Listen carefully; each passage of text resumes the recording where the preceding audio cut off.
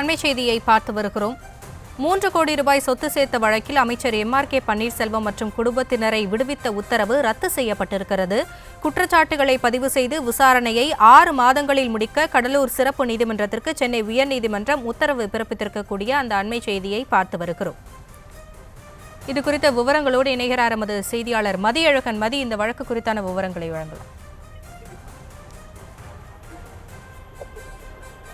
கடந்த 1996 முதல் 2001 ஆண்டுகளில் அமைச்சராக பதவி வகித்த எம்.ஆர்.கே. பன்னீர்செல்வம் வருமானத்துக்கு அதிகமாக 3 கோடி ரூபாய் சொத்து சேர்த்ததாக லஞ்ச ஒழிப்புத்துறை வழக்கு பதிவு செய்தது.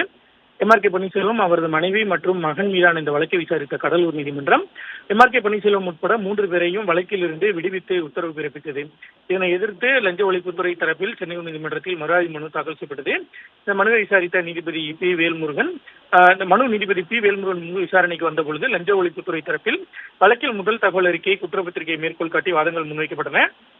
எம்.ஆர்.கே. பன்னீர்செல்வம் உள்ளிட்டோர் தரப்பில் குடும்ப சொத்துக்களையும் அறக்கட்டளை சொத்துக்களையும் குற்றம் சாட்டப்பட்டவர்கள் வருமானத்துக்கு அதிகமான சொத்துக்கள் என்று லஞ்ச ஒழிப்புத்துறை குற்றம் சாட்டியுள்ளதாகவும் குற்றம் சாட்டப்பட்டவர்களை விடுவித்த கடலூர் நீதிமன்றம் பிறப்பித்த உத்தரவு சரி என்று வாதிடப்பட்டது. இருதரப்பு வாதங்களையும் கேட்ட நீதிபதி லஞ்ச ஒழிப்புத்துறையின் மறு ஆய்வு மனு மீதான தீர்ப்பை தேதி குறிப்பிடாமல் ஒத்திவைத்திருந்த நிலையில் இன்றைய தினம் அந்த வழக்கில் தீர்ப்பளித்தார்.